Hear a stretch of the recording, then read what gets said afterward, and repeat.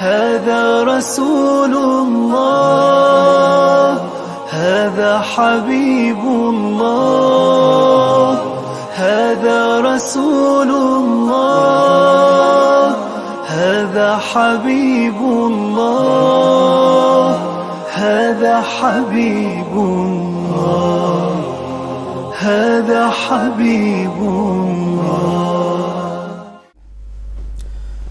Bismillahirrahmanirrahim. Assalamu alaykum hurmatli televizor ko'ruvchilar. Mana bu Rasululloh programmamizning 18-sonini ko'rishinglarni qizg'in qarshi olamiz. Men Abdullah Yilqun. Qadrli ko'ruvchilarimiz, hammalarga ma'lum bo'lgandek, bu muborak oy boshlanishi bilan boshlangan bu go'zal programmamiz Allohning rahmati bilan hash-pash tugacha bugun 18-sonimizga keldik. Mana bu go'zal oyninki sharofatidan, fazilatidan foydalangach, bizga yo'lboshchi bo'lgan suyumli payg'ambarimiz Muhammad sallallahu aleyhi ve sellem'nin ana şu güzel ahlaklarını özümüzün hayatında yaşaş, özümüzde bir özgertiş hasıl kılış için başlatkan programımızda her bölümde bir mavzunu tutup kilovatımız. Bugün inşallah Rabbim halisa bugün baş temimiz olsa Resulullah ve yaşlar diyen temini koyduk.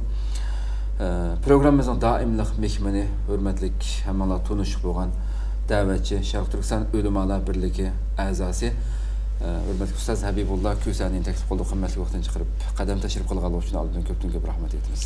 Sizlerden köp rahmet. Allah razı olsun. Allah razı olsun.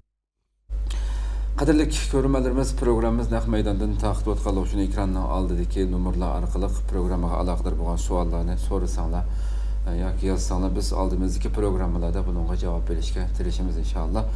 Şundakla köpligen kayrandaşlarımızın hem paydalanışı için programlarımızda hem bahirlab qo'shinglarni umid qilamiz. Bunda qo'sa bugun baş temimiz Rasulullah ve yaşlar degan temini qo'ydik.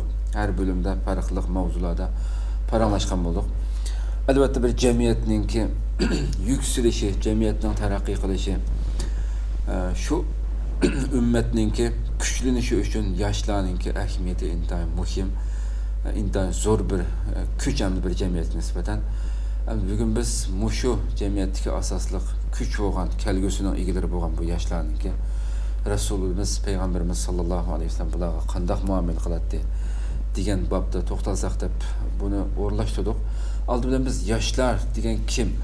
Diyen bu sualını koysam nemişqa diye vaxtıda insanlar yaş diye vaxtıda yaşça etti ki qeyrib ketken insan ben qeyrdim hem deb yeşinin çoğup ketkenlik bilen insan qeyrib qalamdı yoki yoshlik degan islomda boshqa bir narsa o inson 80 kirsimi yosh deb atalamdi.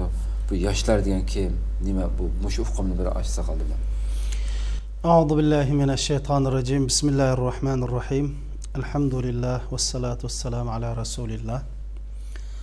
Allah subhanahu ve taala bütün dünyadaki Müslümanların bu ulug' ay, ulug' kunlardagi ro'zasini qabul qilsin.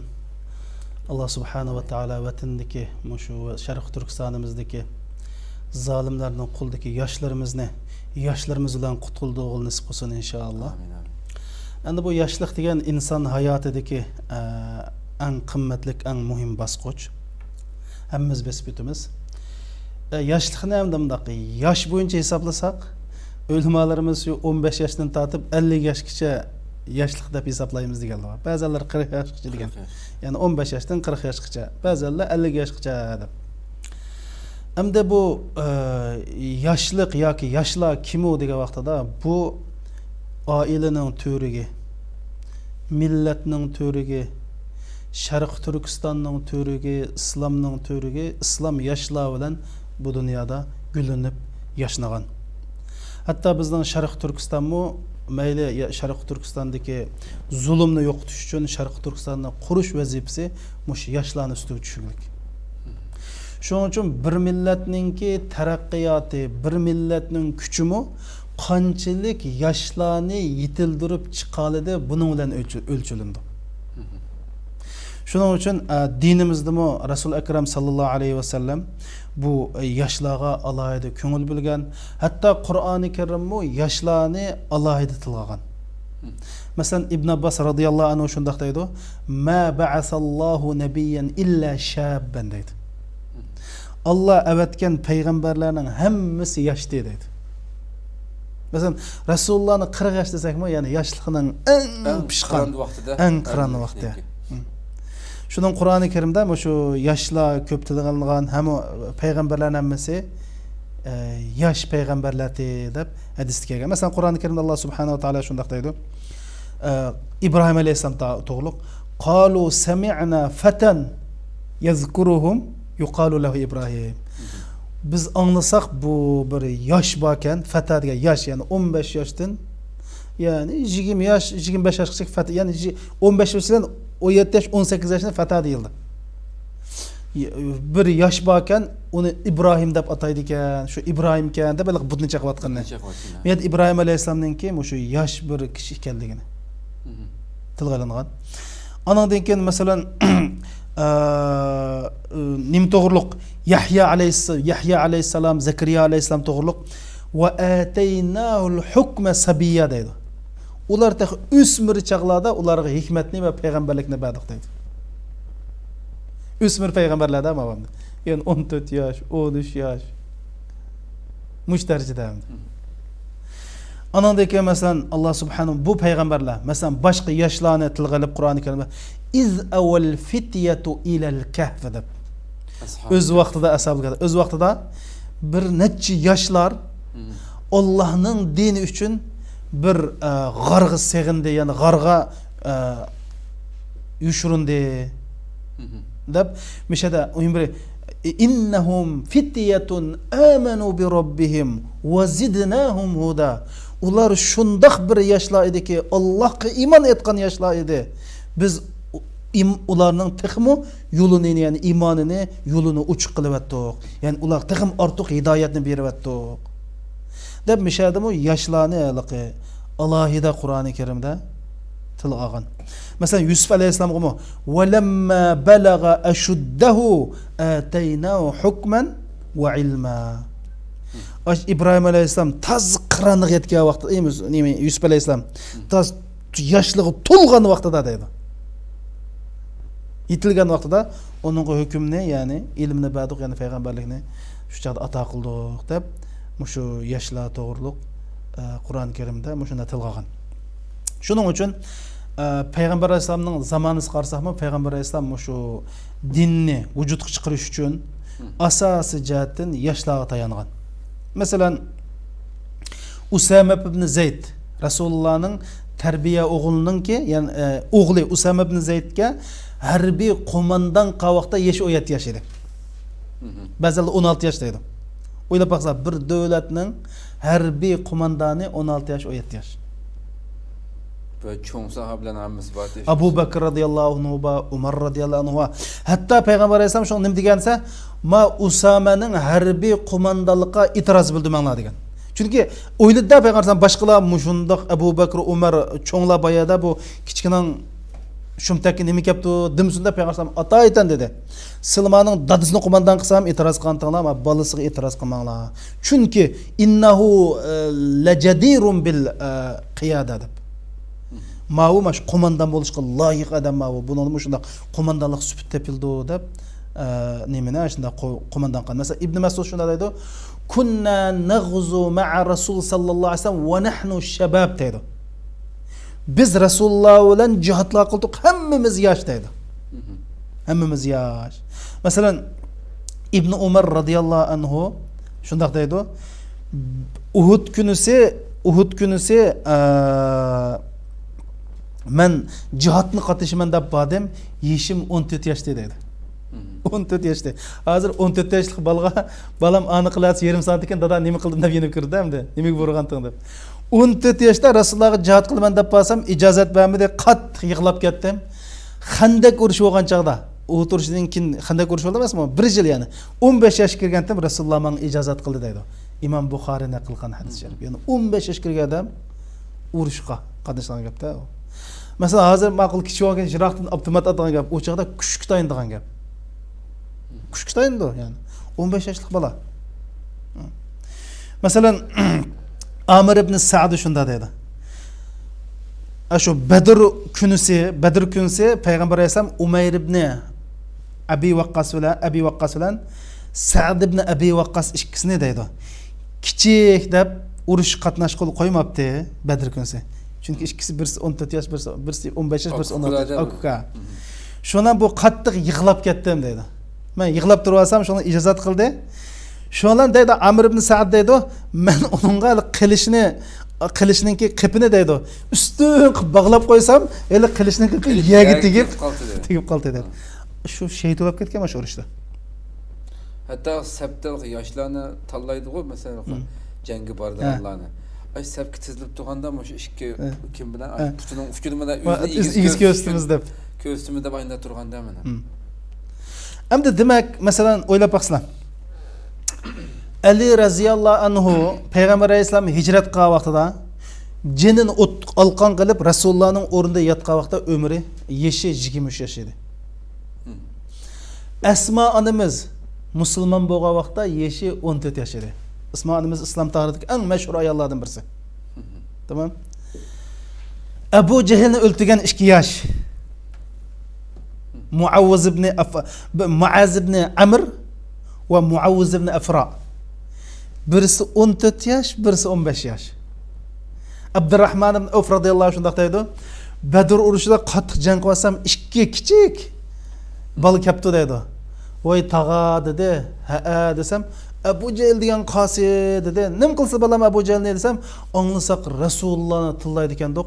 Rasulullohning inovatini qo'g'dash uchun uning bir adini birildigan dedi. Shuni "Ov" deb ko'zib qo'ysam deydi. Osh etilg'anj berib Abu Jahlni bir qilich soldi dedi. 14 yosh 15 yil. Qilich sağandan keyin buni o'g'li ko'rib qoldi.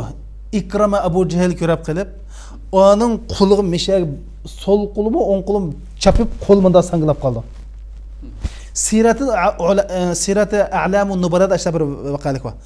Qarasam qo'lim mushunda sanglab men urush qilishim qarshilik qildi, putimga dassab yuz o'tib jihatni davomlashtirdim deydi sizlar. Necha yoshlik bo'lsa 15 yoshlik bo'lar. O'sha Abu Jahl mushuk o'tgan. Biz hozir Ibn Abbas desak islomning sahobalarining ichidagi eng mo'lla sahobi. Hibru hazihil umma, bu ummatning eng katta olimi. Turjamanul Qur'on. Qur'onningki tafsirshunoslikning peshvoyi bubisi Rasululloh o'lib ketganda 13 yosh edi. Ya Rabbi. O'ylab baqsam. Dinning yerimini uguninglar degan Oysha onamiz Rasululloh o'lib ketgan chaqda 18 yoshda. Ya'ni demak bu biz agar nim qildigan bo'lsak, ya'ni bularning umrini, ya'ni masalan Ibn Umar deb qo'yamiz. Ibn Umar hijrat qanchaqda 10 yosh edi. Dadisi Umar roziyallohu anhu hijrat qanchaqda 10 yosh edi. Ibn Umar esa hadislarni eng ko'p hadis taxminan 1600 hadis naql qilgan bizga. Shu Ibn Umar hijrat qanchaqda 10 yosh edi. O'ylab qo'ysizlar. Ya'ni demak bu yoshlarimiz mana bulubmi bosh kuch talab qildigan, jasurlikni talab qildigan ishlarga Payg'ambar alayhisalom yoshlarni asosiyatini shularga tayinib, hozir qarasak men Rasululloh bilan jihad qildim, Rasululloh bilan uni qildim, Rasululloh bilan buni qildim deyishi mana demak bu islomning asosiy yuki yoshlarning yelkiniga qo'yilgan. Islom yoshlarningki bilik orqali, yoshlarning himmat orqali bizga yetib kelgan. Shuning uchun bu yoshlik Alloh subhanahu va taolo bizga bergan bir ne'mat. Alloh subhanahu bu ne'matninki o'zi kuchliq nemis bo'ldamdi.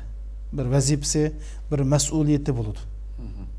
Mana bu yoshlik bir millatning asosi boyligi, bir millatning turiki, dinimizning asosiy avangard qo'shinlari.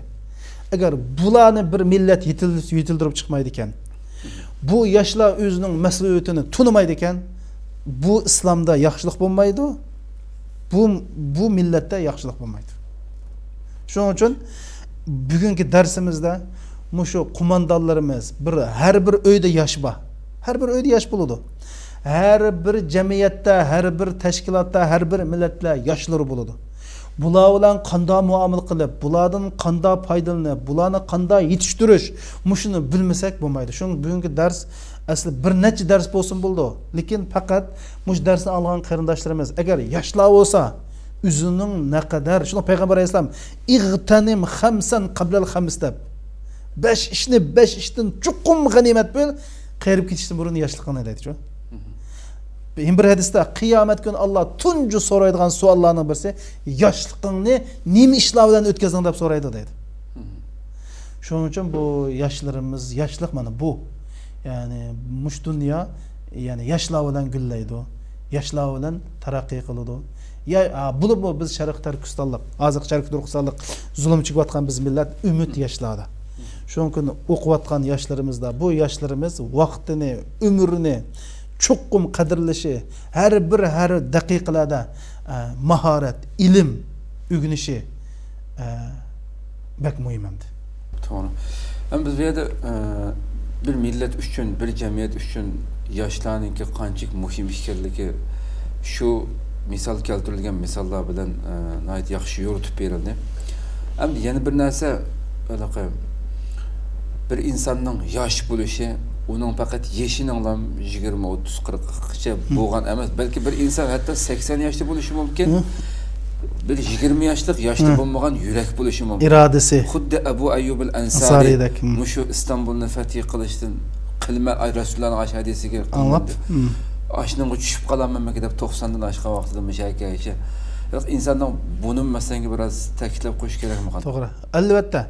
Yani bizninki yoshligimiz bizning iymonimizda, dinga bo'lgan samimiyatimizda, millatga bo'lgan sevgimizda, Allohga bo'lgan qulluqimizda. Bu haqiqiy yoshlik.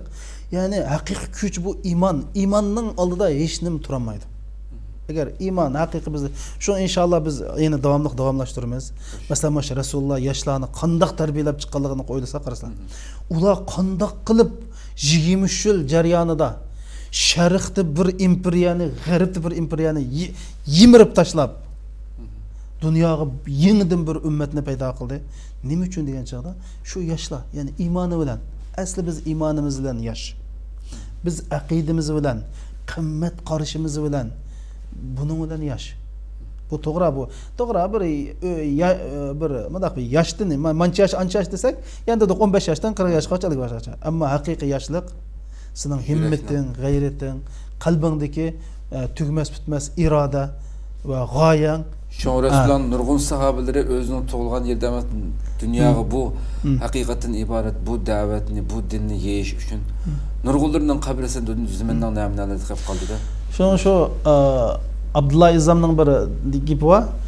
Payg'ambar sallallohu alayhi va sallam bilan haj qilgan sahabalarning soni, ya'ni taxminan 100 mingdan chiqatirib 114 ming deyildi. Ammo Makka, Madinadagi sahabalarning qabrisi 10 mingdan oshmaydi deydi. Qolganning hammasi dunyoning har tarafiga, dunyoda adolat tuzumini o'rnatish, haqqoniyatni barpo qilish, islomni kishilarga yetkazish uchun shu dunyoning to'rt taraflarida qabrlar qilib qolgan. Ya Rabbi, xo'sh, endi Rasulimiz yoshlarga qanday muomala qiladi? Endi Rasulullohning tarixini, hayotini o'qisak, ya'ni dunyoda zulmni qarshi turish, har qanday bir yaxshi bir ishni vujudga chiqarish uchun mushlarning hammasi yoshlarning gadini tushganligi aniq. Shuning uchun men Rasulullohning yoshlarga qanday muomala qilganligi haqida men eng bir ta'sir qilgan yeri mush Rasululloh yoshlar bilan cho'nglar o'tirsidagi farqni butunlay yo'q qilib, bu yoshlar bilan tez chiqib ketgan. Mening eng Rasulullohdan ta'sirlanganim shu. Mesela hozir bizning o'tirdik chatig'imiz shu-chu. Cho'nglar yoshlarga muomala qilsa, cho'ng o'zining shu zaqdek aqli bilan muomala qildi. O'zining yosh vaqtidagi davri bilan muomala qilmay, shunlar bu oraliqdagi tusaqlar paydo bo'lib, yoshlar bilan cho'nglar chiqishamaydigan bo'ldi. Ammo Rasulullohninki mening eng banga mushaqda izlanib qarsam, Rasululloh mush yoshlar bilan muomala qilgan chaqda dal shuning yeshida, shuning tuyg'usida, shuning tafakkurida, ilk yoshlar bilan umr farqini butunlay yo'q qilib, masalan, shularning tang tushlari. Masalan, o'ylab baqsaq, bir payg'ambar Muaz ibn Jabal taxminan musulmon bo'lgan chaqda 18 yosh. Tamam? Payg'ambar alayhisalom 50 yosh kirgan. Ya Muaz, labbayk ya Rasululloh. Wallahi inni uhibbuka fillah. Yani tulup taşkan bir muhabbet. Muaz men seni yaxshi ko'raman. Men seni 50 yosh kirib qolgan bir payg'ambar, 18 yoshlik, 20 yoshlik bir balga men seni Alloh yo'lda yaxshi ko'raman. Yani bu adamni hayron qoldirdi shuni. Payg'ambar alayhisalom hatto qasam qilib turib, "Vallohi inni la uhibbuk" 3 qatim deydi. Maaz, Alloh bilan qasamki, men seni chuqum yaxshi ko'raman. Yana birdam turib o'tib, "Ya Maaz, labbayk ya Rasululloh, men seni yaxshi ko'raman." O'ylab baqsa, Rasululloh 3 qatim men seni Alloh rizoligi uchun yaxshi ko'raman desa, Maazning qonlari qaynamasmi endi? Yuraklari shuchada qanda bir tuyg'u shunami? Deb bo'lib, "Usika ya Maaz, men sana bir vasiyat qilay. La tad'anna fi duburi kulli salatin taqul Allahumma a'inni ala zikrika va shukrika va husni ibadatik." Yani her bir namozdagi mushni Maazning qalbiga singdirish uchun Rasululloh men seni yaxshi ko'raman. Biz hamda og'ina o'ylab, ya'ni Maazdan eng yaqin og'ina oldi. Og'in degan nima? Bir-birini yaxshi ko'rish-ku. O'ylab baqslamdi. Bu shu yosh farqini butunlay yo'q qo'ydi payg'ambar alayhisalom. Bu menga eng ta'sir qildi. Ikkinchisi, payg'ambar alayhisalom yoshlarning qiziqishini, yoshlarning intilishini bak tushunadi. Hozir shu, yoshlarga qanday xitob qilamiz?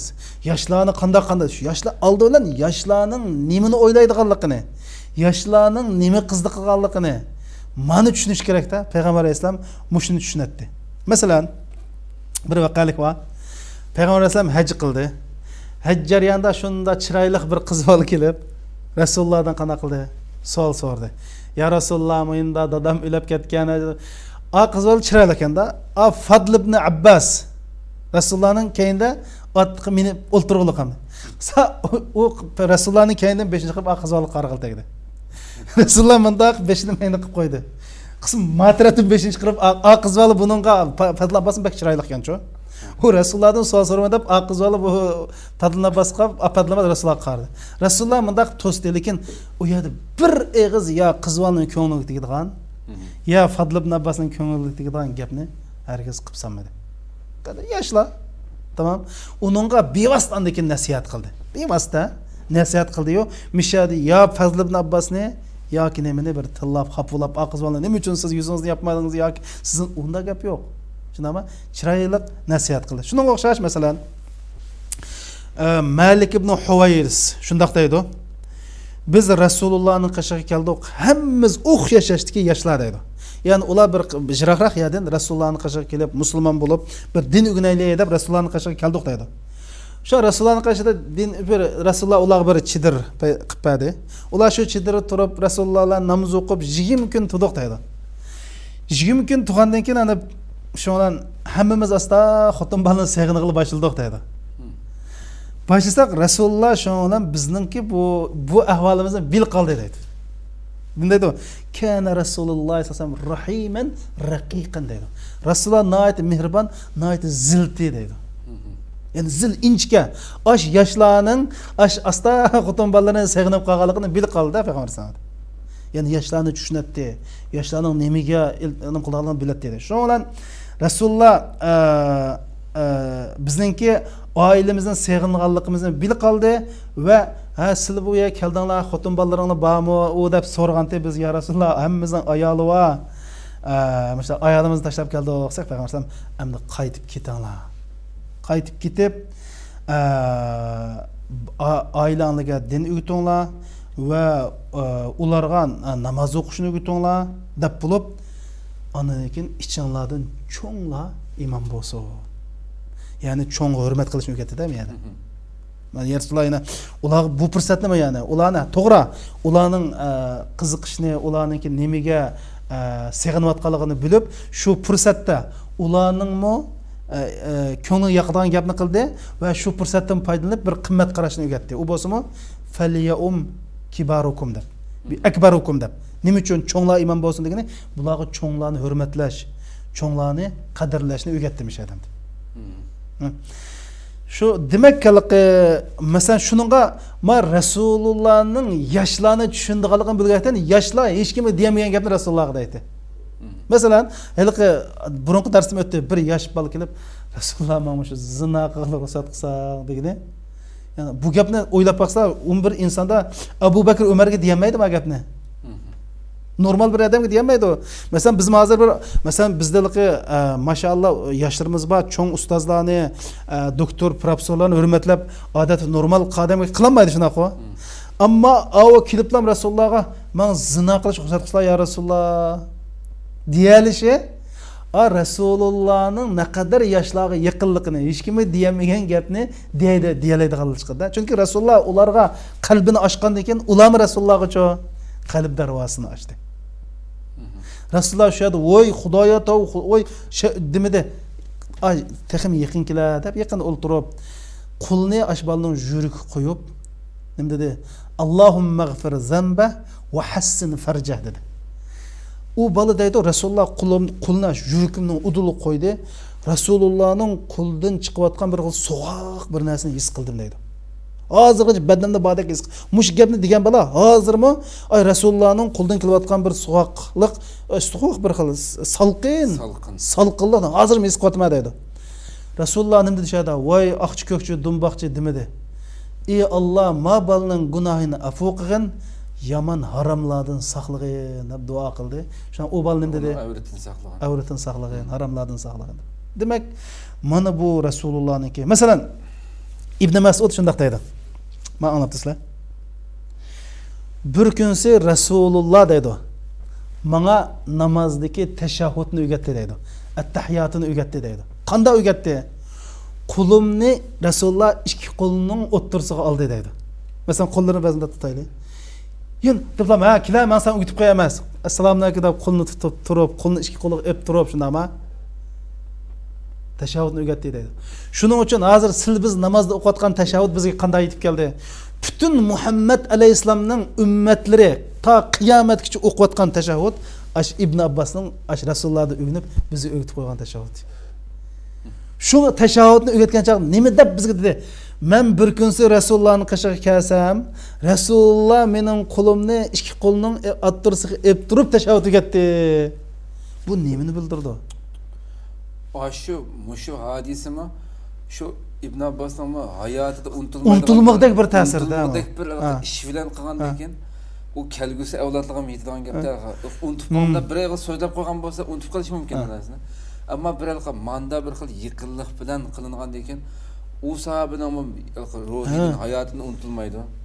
Yillar o'tib ketsa mal payg'ambar sallallohu alayhi vasallam o'ylab qo'ysa shu naql qilganda bizga ashta naql qilgan o'z naql qildi Buxoriy an Ibn Mas'ud dedi allamani Rasul sallallohu alayhi vasallam o'z davatida o'gitib qo'ydi men payg'ambar sallallohu alayhi vasallam va kaffi bayna kaffay mening alqinim payg'ambar sallallohu ikki alqini qilib alayda tilg'adi at-tashahhud kama yuallimuni sura min al-Qur'an. Qur'ondagi bir oyatni so'rni o'rgatgandek tashahhudni men shunda o'rgatdi dedi. Tamam? Abdullah ibn Umar radhiyallohu anhu o'g'li. O'ylab paslar. Bir kunsi Rasul Akram sallallohu alayhi vasallam ikki qo'lni mundaq muyramga qo'ydi dedi. Dab murisi qo'yibdi. Ya'ni eng yaqin og'inda gapdan biz qanday qildik? Bir og'inda qo'limizni murisiga olamiz qo'y. O'ylab paslar. Rasululloh ikki qo'lni muyramga qo'yib Ya Abdullah kun fid dunya ka'annaka gharibu aw 'abir as-sabil. O'ylab paslar. Yilqi hadisni naql qilgan vaqtda Rasululloh men mushundaq turib dedi degan gap ularga mushning boshqacha ta'sir qilganligini ko'rsatdi. Evet. Demak, ya'ni deydi, men Rasululloh ikki qo'lini muyramga ep turib, ey Abdullah sen dunyoda mandaq bir musafirda yashagan. Ya'ni bu dunyodagi bu o'tkinchi bir dunyo bu. Mangu emas, mehmondek yasha, musafirda yasha deb Rasululloh tavsiya qildi deb. Demak, endi buni bu hozir o'ylab baqsa.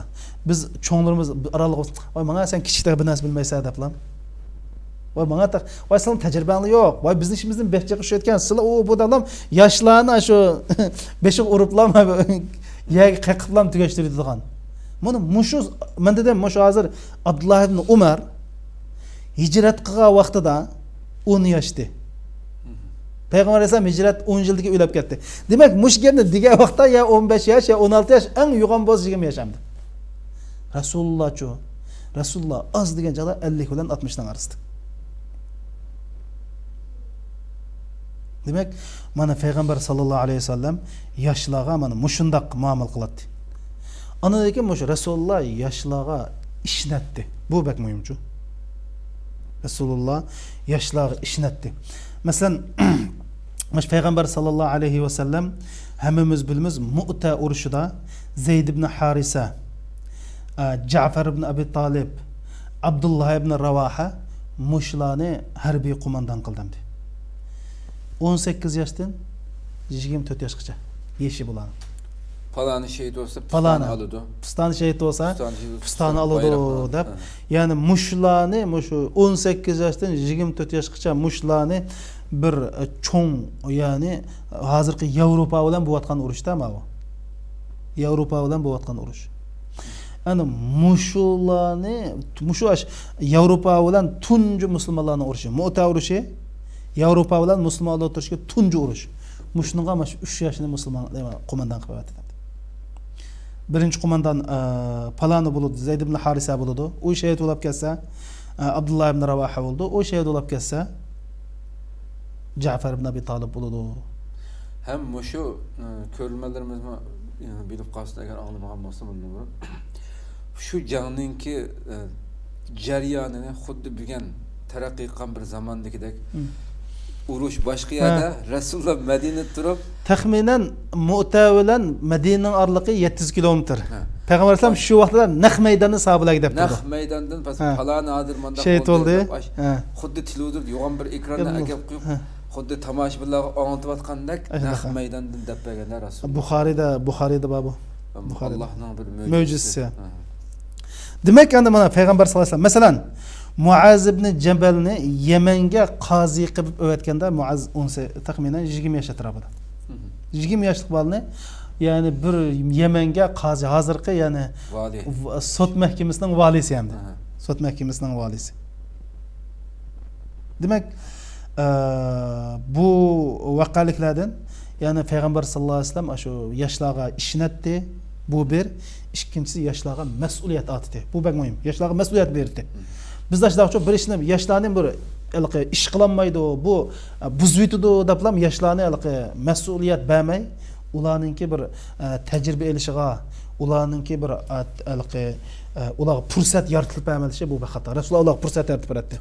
Bir işnat yaşlarga ikincisi ular fırsat verdi. Mesuliyet verdi. Mesuliyet denge fırsat. Fırsat verdi. Mesela İbn Mes'ud radıyallahu anh kunna nagzu ma'an nabiy sallallahu aleyhi ve sellem ve leysa lana azvaj der. Yani Peygamber Aleyhisselam biz cihat kıldık, hiç kasımızdan xotini yok diyen gap yaş. Ama hatta ingimizde bir atal tüküm yoktu dedi. Da sılsa bir atal tüküm yoktu şu adam kıldık dedi. Demek Peygamber Aleyhisselam biri mesela Attab ibn al-Asid Attab ibn al-Asid Peygamber Aleyhisselam Mekke'ye vali kılgan. Mekke fethi olgandan keyin Mekke'ye fethi kılgan. Attab ibn al-Asid'in şu vaxtki yaşı 20 yaş. Ularga mesuliyet atattı, mesuliyet beret ularga. Muş Attab ibn Asid ta Ömer radıyallahu anhu'nun davrigichilik aş Mekke'ye vali olgan. Resulullah'ın davrida 20 yaşında vali oldu.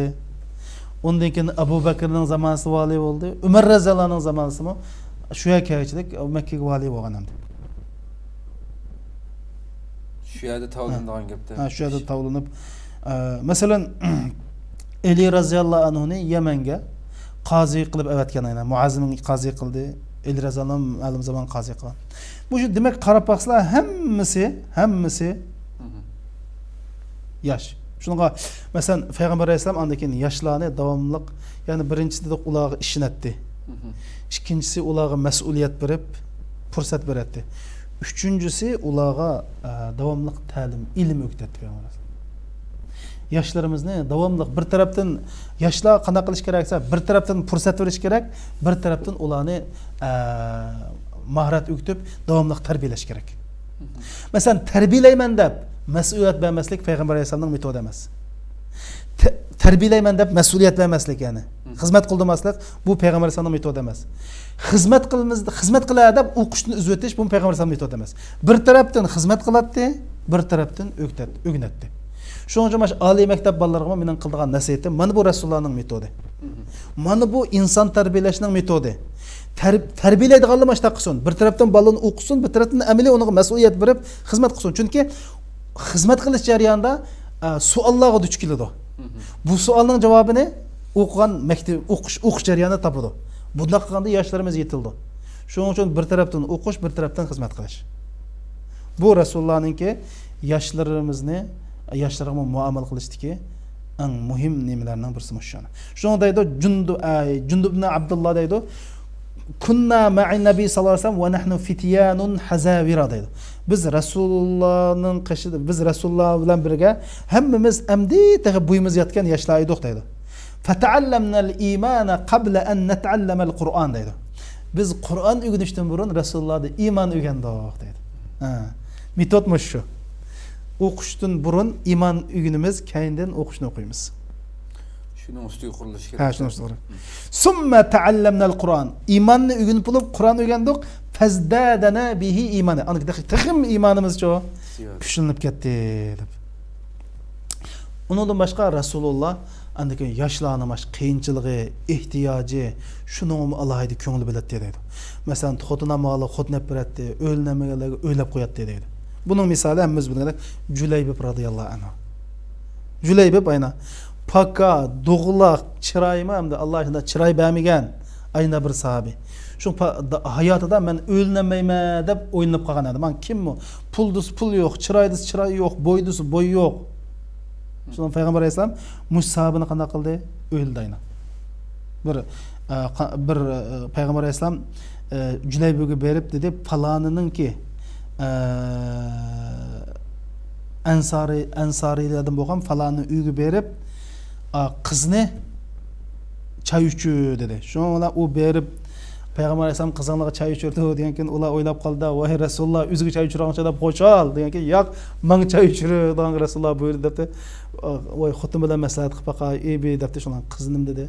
Kız goýup "Resulullah meni Cüleybibke laýyk görse, demek meniň baxtym şu ýerde. Hergiz bu Cüleybibni quruq qol gaýtamaňlar. Meniň nikahymy okup goýanlar" diýen kız şu anda. Hoş, endi yaşlaryň biraz ahyrky sözümizde Resulullah'ınki hem bundaq muamele jahati şularning yeshiga tushib turib, ularning ko'nglini bilib turib muamele qildiganligini.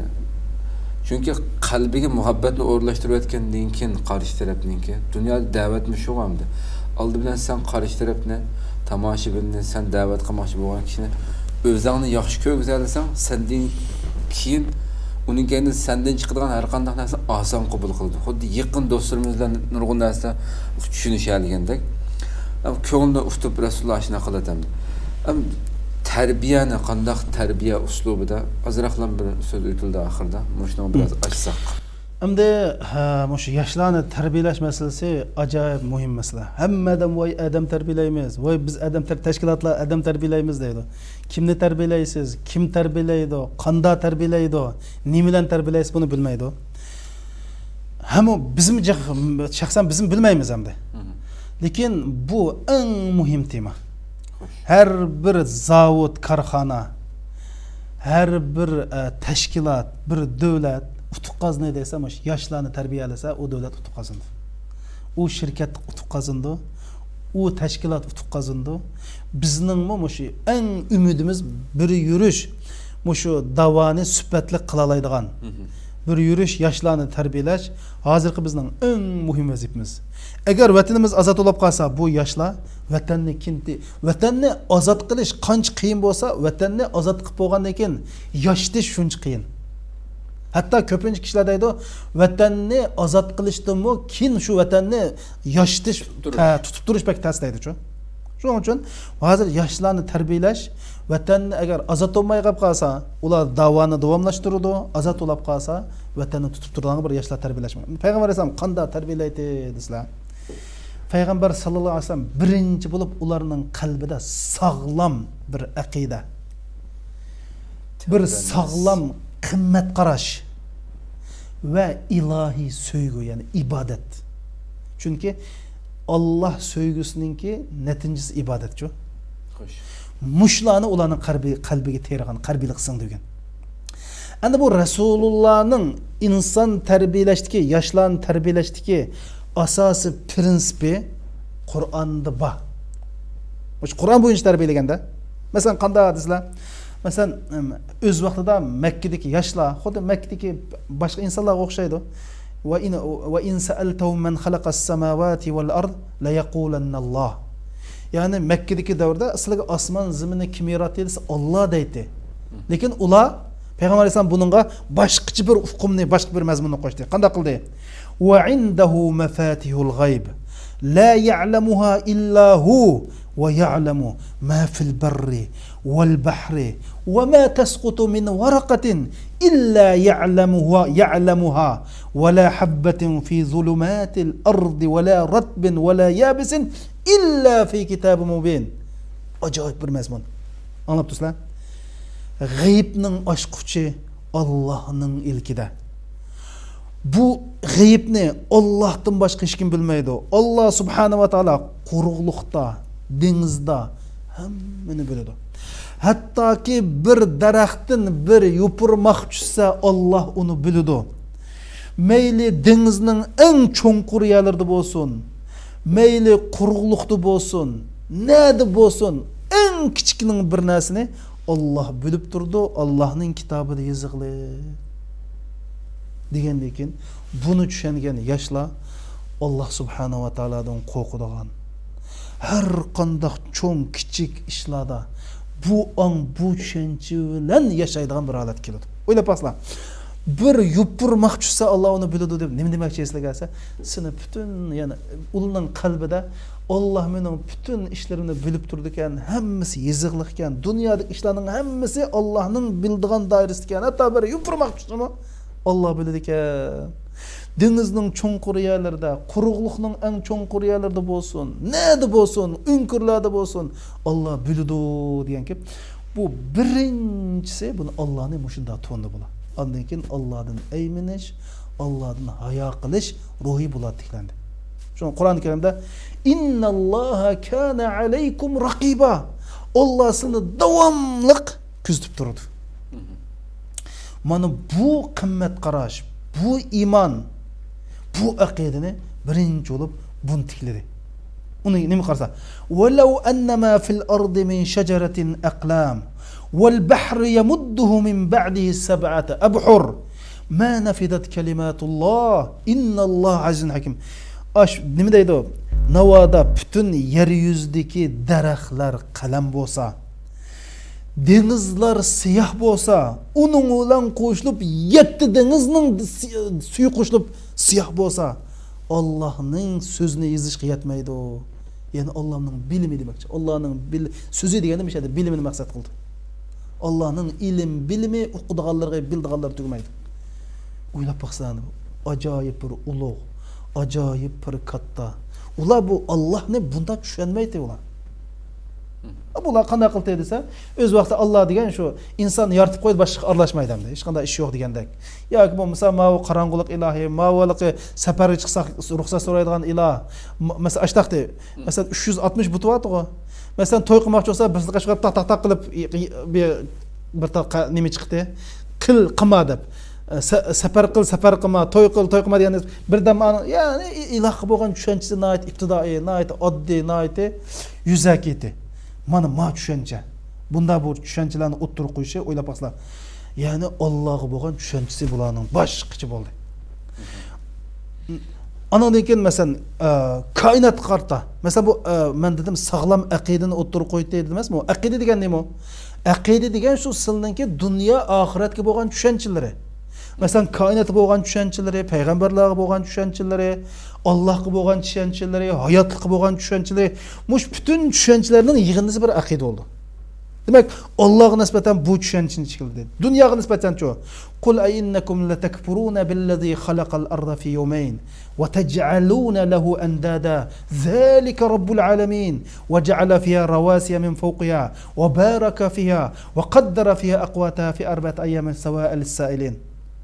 Yani deydi sizlar zaminni 2 kunda yaratgan Allohni inkor qilamsizlar. Yani demak bu yerda zaminni Allohni yaratgan. Uning shirk keltirmasizlar. U zaminning ustida nurg'un tog'larni yaratdi. Zaminni barakatli qildi.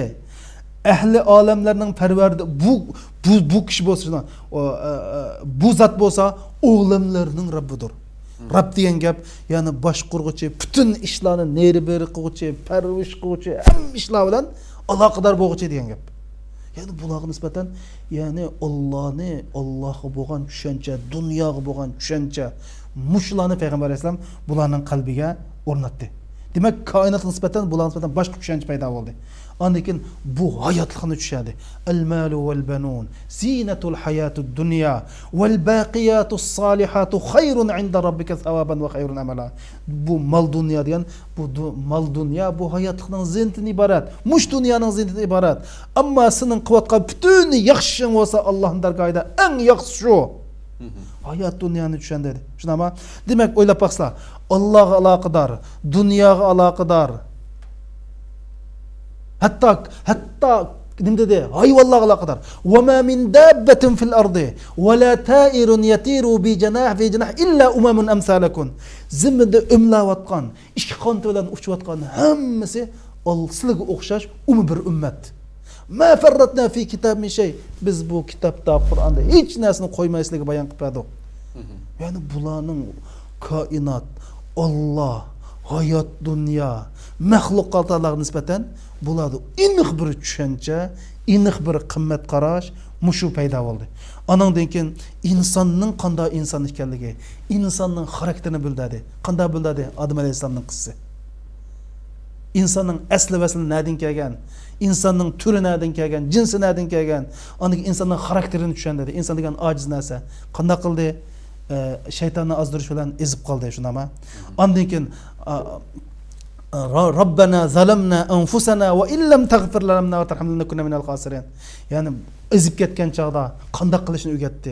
Demak, buni Rasululloh mushundaq bo'ladi. Insonga aloqador, dunyoga aloqador, koinotga aloqador, ya'ni nurg'un narsani bularning mingisiga mushtarjida qo'shdamdi. Anandan keyin buning bilan to'xtab qoldi payg'ambar alayhisalom. Bu aqida bo'lishunami? Aqida bilan axloqni bog'ladi. Bu bak muhim qarindoshlar. Yani axloqsiz musulmon chuqum aqidasi chataqon musulmon. Senin axloqingda chataq bo'lib qolsa, sen ming soqolni egiz uzun qo'yib ol. Og'zingdan oyat hadislar to'kilsimi, axloqingda masala bo'lsa, sen aqidangda masala bor. Chunki axloqdagi nacharlik aqidadagi kamtuklikni bildirdi. Sağlam aqida güzel axloq bilan ifodalandi. Shuni nima dedi? Qad aflahal mu'minun allazina hum fi salatihim khashi'un wallazina hum anil lagwi mu'ridun wallazina hum lizakati fa'ilun wallazina namazlarda nayta astoydil o'qiganlar quruq gaplardan jiroq bo'lganlar dedi. Qasla namozni astoydil o'qiganlar quruq gaplardan jiroq bo'lganlar. Zakatni ado qilganlar o'zining avratlarini saqlab qolganlar. Avratlarini saqlaganlar hamda. Demak, bir namoz, bir axloq, bir zakat, bir axloq. Axloq bilan qimmat qarashining, axloq bilan aqidani bog'ladi. Bunda tarbiyaladi payg'ambar alayhisalom. Bu bek muhim. Bu mukammal bir sistema qaraslar.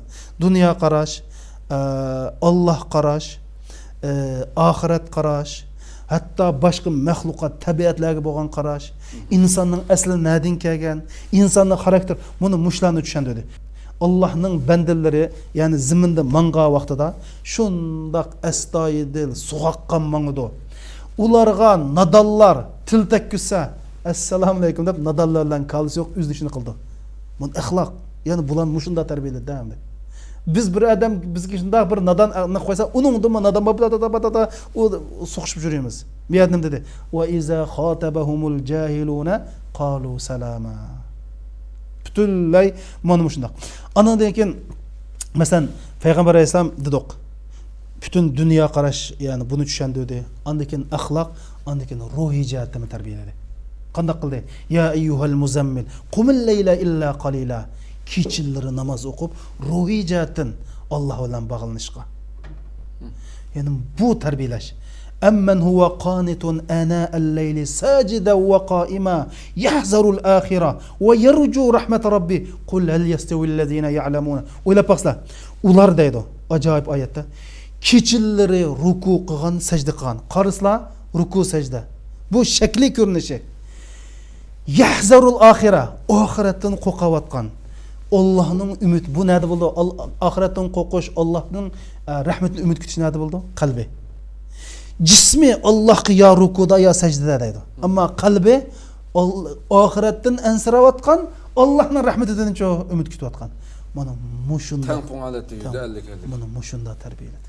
Mushning hammasi Makka da nozil bo'lgan oyatlar. Mushning mana payg'ambar alayhisalom mushta tarbiyalagan.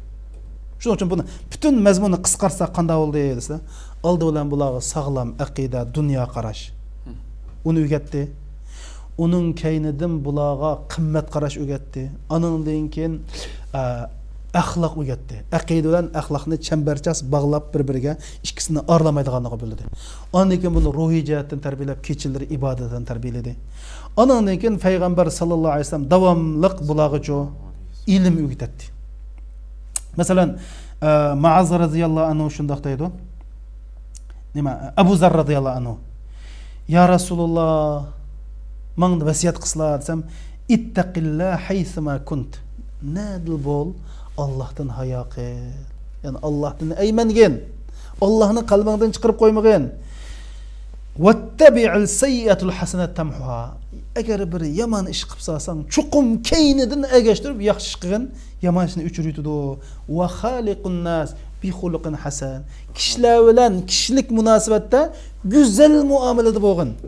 Mana bu payg'ambar sallallohu alayhi vasallam bunda tarbiyalagan. Bu tarbiyalashning usuli shu.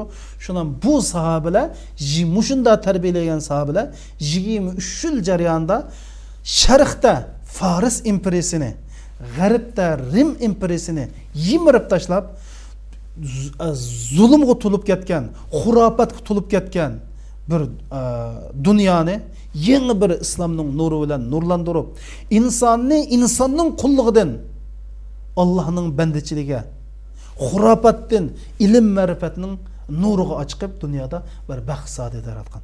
Mana Rasululloh mushunda tarbiyalagan.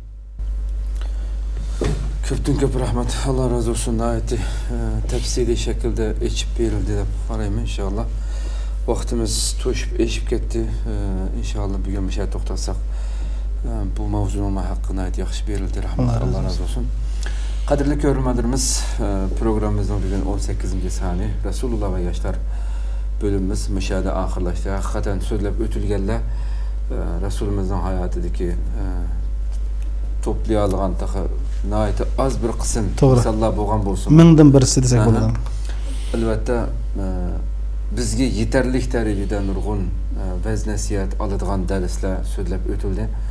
Albatta mushularga böyle so'zlanganiga bo'lsin, mushunga agarda biz amal qila olsak, hayotimizda tatbiqlay olsak, hayotimizda cho'ng bir zo'r bir o'zgarish bo'lishiga ishonchimiz komil yani bunga. Rabbim inshaalloh ana shunday go'zal yoshlarni bu dinimizga, albatta bizlar ham yosh albatta qiyirib qolmadik, biz bosh dedik. Yurakninki yoshlik qargizmi ömrününki insanın yaşının qancha bo'lganlik emas. Mayli ko'rminimiz ekran oldidagi qarindishimiz 80 yosh kirib qolgan bir bovimiz bo'lsin. Uning qalbida bu dinga bo'lgan o't, bu dinga bo'lgan, bu dinning xizmati uchun bo'lgan bir ateş uning yuragida yalqinlab turdi ekan. O eng yosh sahobalarning Rasulimiz xush bishorat bergan ana shularning qatoriga kirdiganligida shak yo'q hamda. Rabbim inshaalloh ana shularning jumlasidan qilsin, hammamizni güzel xizmatlar qilishga muyassar qilsin. Atiki programımızda yana Allah ömür basi görüşükçe sizlerden Cenab-ı Allah'a tavşırımız. Esselamu Aleyküm ve Rahmetullahi Teala ve Berekatuhu. Ya Seyyidel Kevneyni ya Alemel Huda Hâzel muteyyem fi himâke nezilu Lev sadefetni min ladunke inayetun والنخيل جميل